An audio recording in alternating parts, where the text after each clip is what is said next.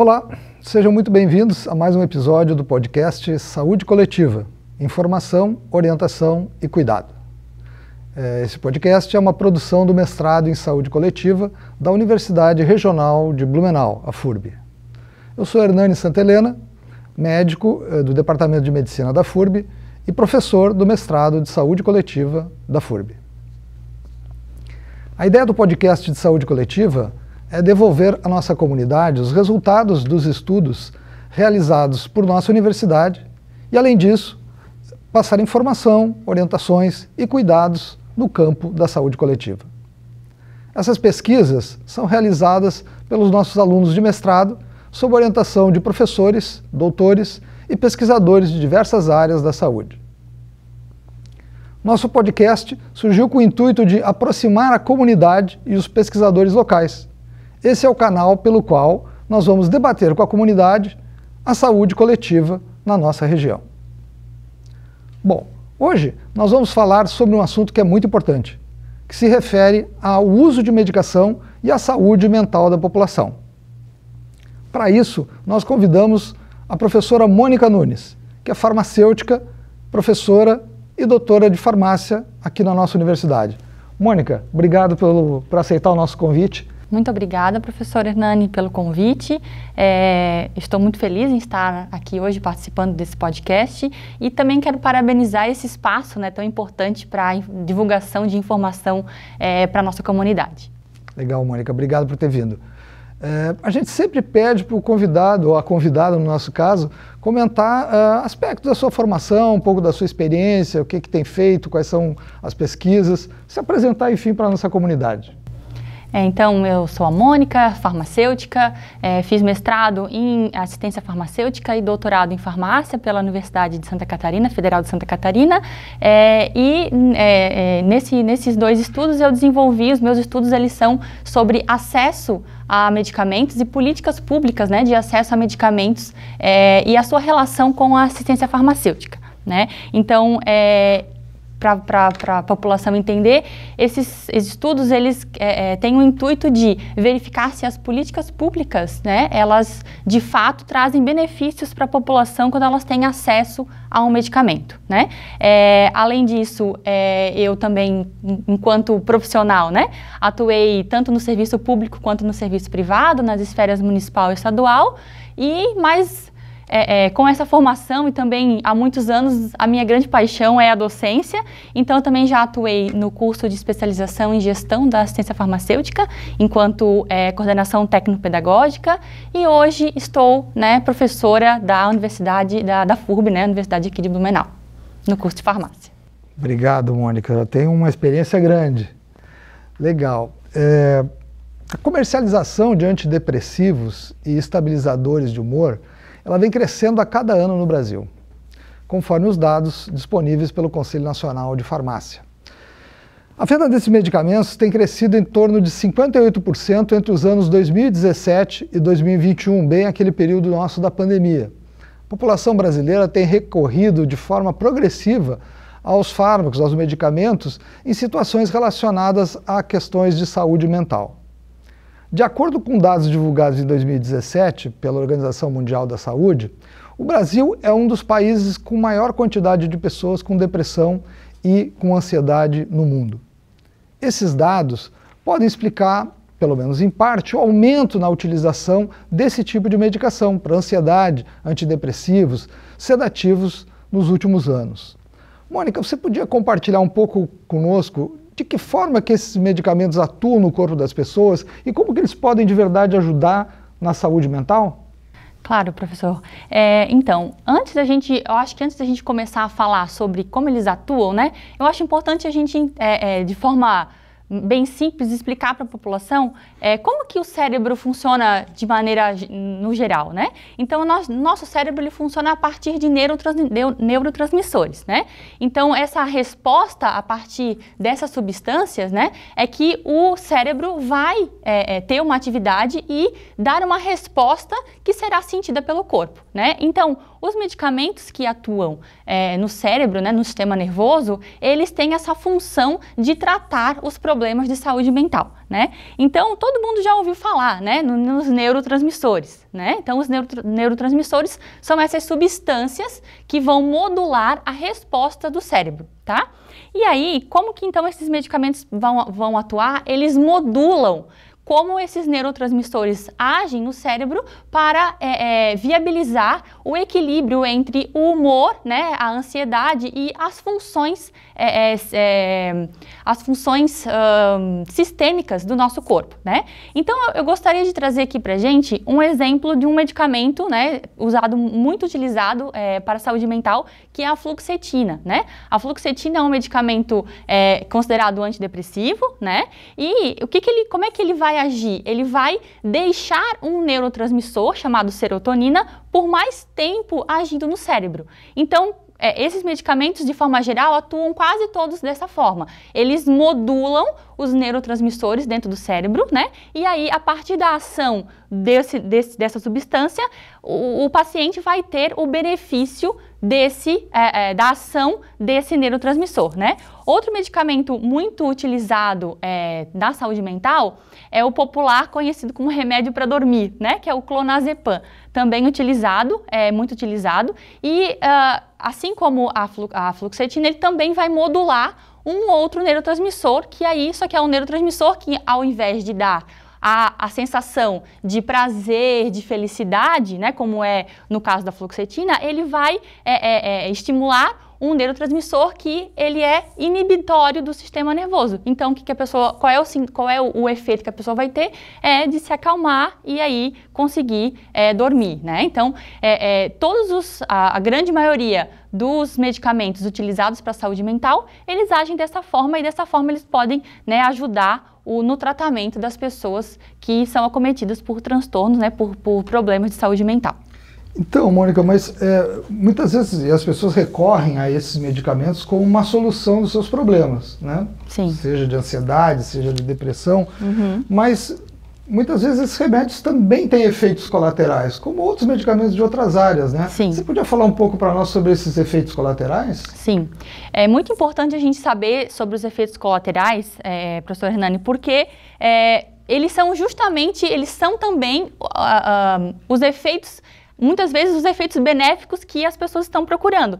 Porém, com o uso, né, indiscriminado, você pode ter efeitos não desejáveis, né? Então, por exemplo, normalmente esses efeitos eles estão relacionados a longo uso, né? Então, sedação, né, perda de apetite, sonolência. Inclusive, nas bulas dos medicamentos, fala que se você utilizar por tempo prolongado, você deve evitar dirigir e evitar o manuseio de máquinas, né, industriais. Então, o principal efeito colateral é essa perda, talvez, da sensibilidade em você tomar uma atitude que pode prevenir um acidente, por exemplo, né? Então, se você sentir, né, algum desses efeitos exageradamente, você deve, então, procurar o profissional que prescreveu, né, que deu a receita desse medicamento.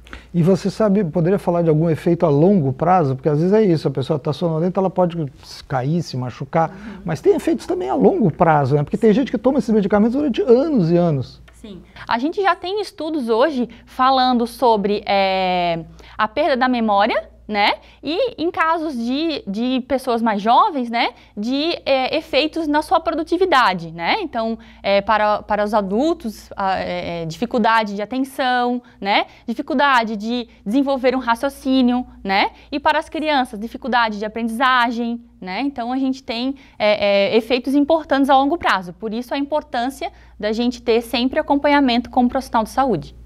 Pois é, e antigamente eu lembro que, eu já não sou mais tão novo assim, as pessoas iam na farmácia e pediam para o farmacêutico, eu quero um remédio para me acalmar, um remédio para dormir, mas hoje a gente sabe que não pode mais vender esse tipo de medicamento. Sim. Qual é o profissional que deve ser procurado pelas pessoas para receber uma prescrição adequada desse tipo de medicação? Sempre que eu falo sobre saúde mental, eu sempre falo que eu acredito que o tratamento deva ser feito em duas frentes, né? A farmacológica, mas também a não farmacológica, né? A não farmacológica, que seriam as terapias, né? As consultas com psicólogos, né? Enfim, e até a parte social, né? Que é tão importante para as pessoas acometidas por problemas de saúde mental. Mas, quando há necessidade de um medicamento, o profissional médico, né, é o profissional de referência para a prescrição dos medicamentos. Visto que hoje, né, a nossa legislação sanitária brasileira, ela prevê autorização apenas para o profissional médico e com algumas exceções para o cirurgião dentista também, mas na sua maioria o profissional médico é o profissional responsável pela prescrição dos medicamentos para o tratamento de problemas de saúde mental. Legal. E além disso, essas questões das terapias, né? Então a gente hoje no sistema público de saúde, né, no SUS, nós temos o CAPS, que é o Centro de Atendimento Psicossocial, né, que está disponível para a população, mas como que as pessoas têm acesso, né? Eu falei lá no começo que os meus estudos se baseiam no acesso, né, das pessoas aos medicamentos, mas também ao serviço. A gente tem que pensar que a pessoa vai ter acesso a um medicamento quando ela é inserida no serviço, né?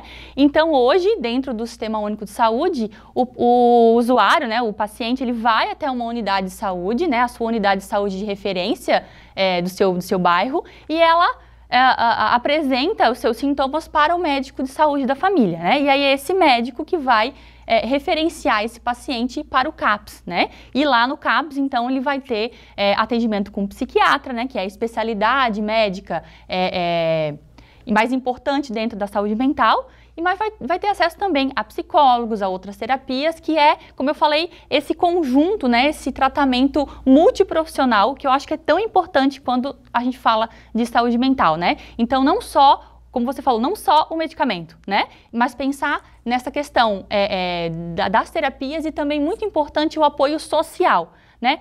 É tão importante esse apoio social, e agora até me veio na lembrança, e juntando até um pouco da minha experiência no serviço, né?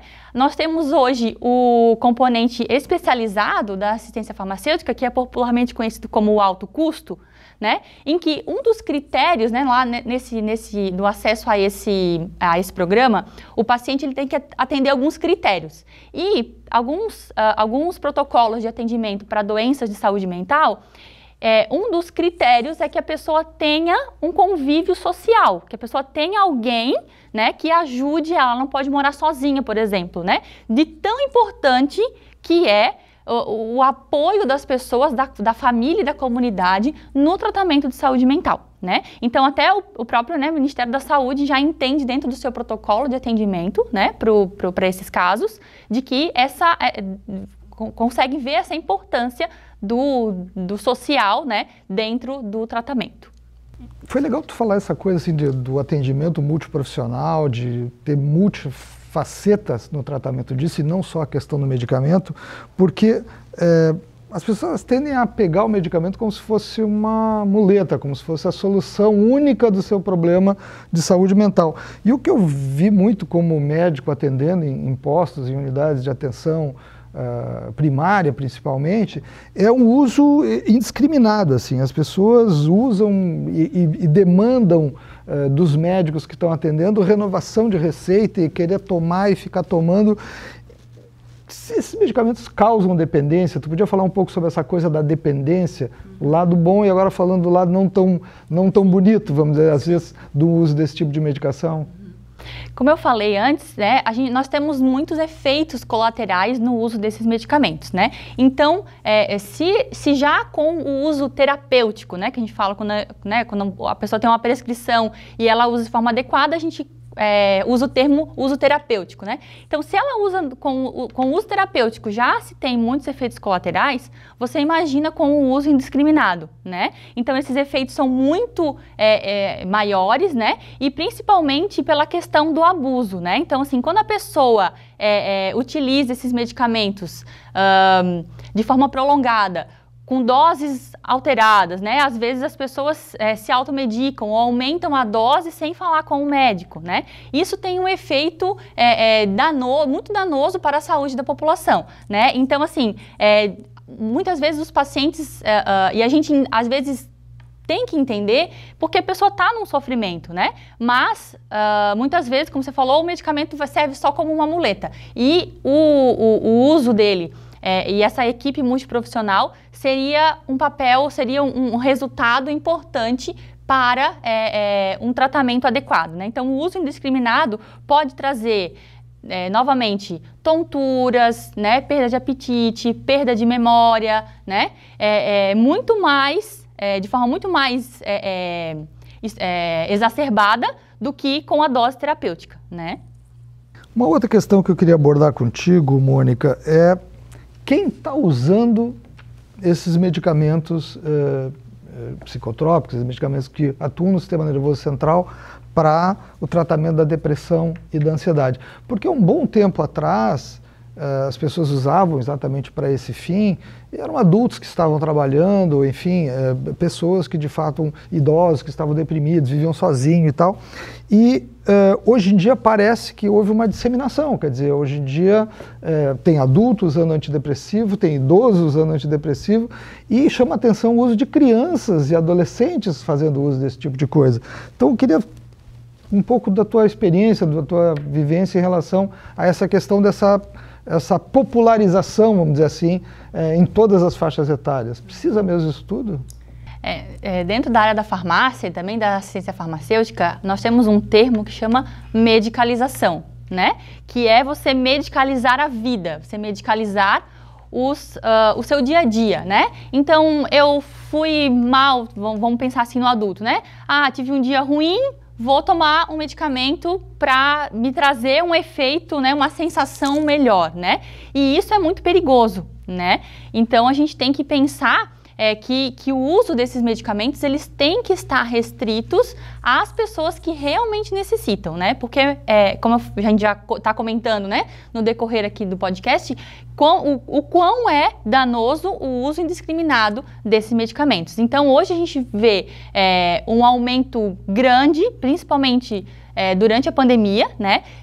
Aumento no uso de medicamentos para a saúde mental em adultos e crianças também, né? Então, esse afastamento social ficou mais evidente, né? Então, como eu já tinha falado que a questão social é tão importante no tratamento, e agora na pandemia, como a gente perdeu muito, né, desse convívio social, isso levou muitas pessoas, né, a buscarem, né, refúgio, vamos dizer, das suas dores emocionais só em medicamentos, esquecendo do tratamento não farmacológico, né? Então, hoje a gente fala da medicalização dos adultos e principalmente das crianças, né? E a gente consegue ver aí uma alta taxa, né, de diagnósticos e pensar se realmente isso é desse jeito ou se a gente está medicalizando muito a vida, né? Medicalizando muito as nossas crianças, o que pode trazer uma consequência importante na aprendizagem e no futuro delas, né? Inclusive nós estávamos comentando aqui antes essa coisa das crianças estarem usando para melhorar desempenho escolar. Isso a gente já viu aqui na universidade também, esse tipo de coisa, informações extraoficiais, mas você sabe que acontece. Sim. Esse uso indiscriminado, né? Nós temos inclusive um TCC na área da farmácia que verificou, né, o uso de medicamentos antidepressivos aqui dentro da FURB, e nós tivemos uma porcentagem alta, mais de 50% das pessoas entrevistadas utilizavam algum tipo de medicamento antidepressivo aqui na área da saúde, no CCS. Olha só, e eu lembro de uma pesquisa que nós fizemos também aqui com os dados do Estudo Vida e Saúde em Pomerode. Eu fiz um trabalho de conclusão de curso também com 2 alunos da medicina. Nós estávamos avaliando a qualidade do sono deles. É um questionário que foi aplicado para avaliar como é que as pessoas estavam dormindo.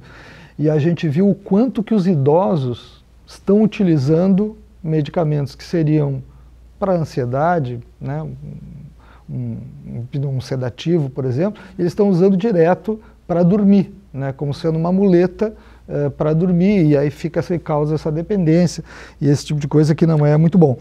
Eu, particularmente, como médico, já tentei muitas vezes trabalhar essa questão do desmame, ou seja, dizer que, olha, determinados medicamentos são bons por um período curto de tempo, mas depois eles começam a ter os seus efeitos colaterais. Então eu queria que tu falasse um pouquinho sobre essa questão do parar o uso da medicação. Há alguns medicamentos desse tipo que é indicado que seja feito esse desmame. Por outro lado, tem o outro lado da moeda, que é aquelas pessoas que param por conta própria, né? Ah, eu não estou mais afim de tomar e tal, então vamos falar um pouquinho sobre desmame, vamos falar um pouquinho sobre não quero mais tomar o remédio. Enquanto professora na FURB, eu ministro uma disciplina que é do estágio, né? Estágio na atenção primária, né? Então, lá no estágio, nós fizemos visitas, né? Então, a gente consegue ver o relato das pessoas. Ah, esse aqui eu não vou mais tomar, esse aqui eu não preciso mais, né? Então, e a gente sempre tenta orientar, né? E trazer isso para os alunos, né? Essa importância, né? Do profissional de saúde passar essa informação.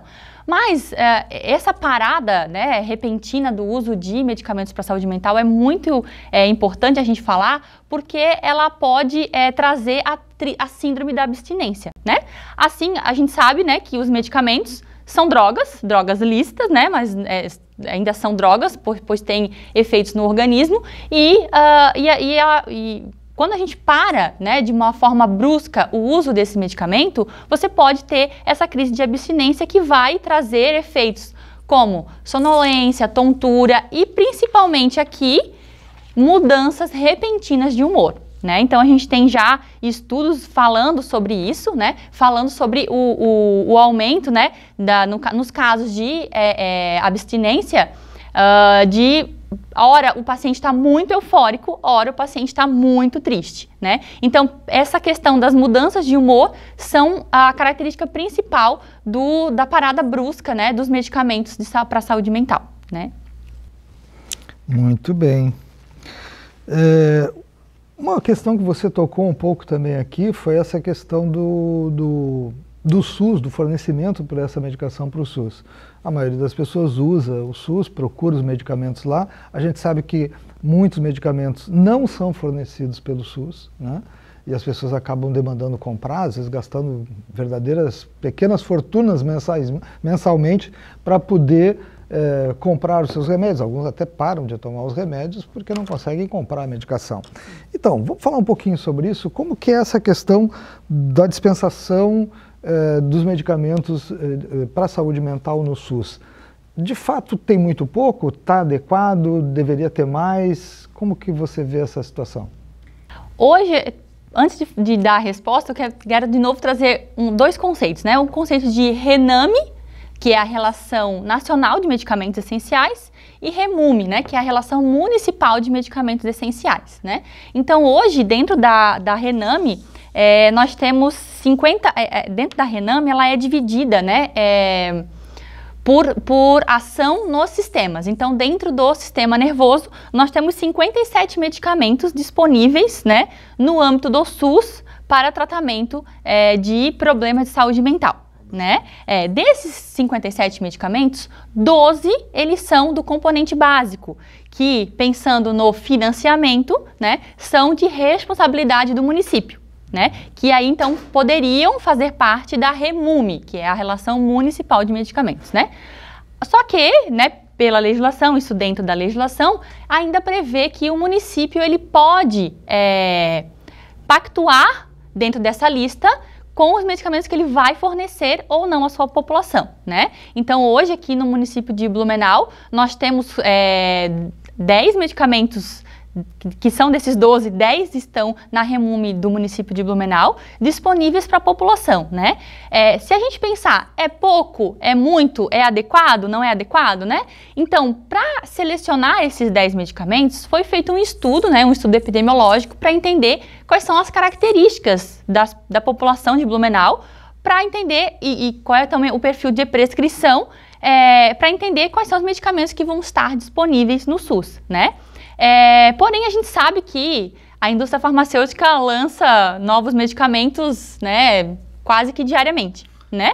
Então, a gente pensa que poderia ser feita uma atualização mais rigorosa, com mais frequência dessa lista, porém, ainda, se a gente pegar protocolos de atendimento da Sociedade Americana de Psiquiatria, né, da Sociedade Brasileira e Americana de Psiquiatria, o elenco de medicamentos disponível no SUS, ele contempla, né, grande parte das linhas de tratamento para a saúde mental, tá?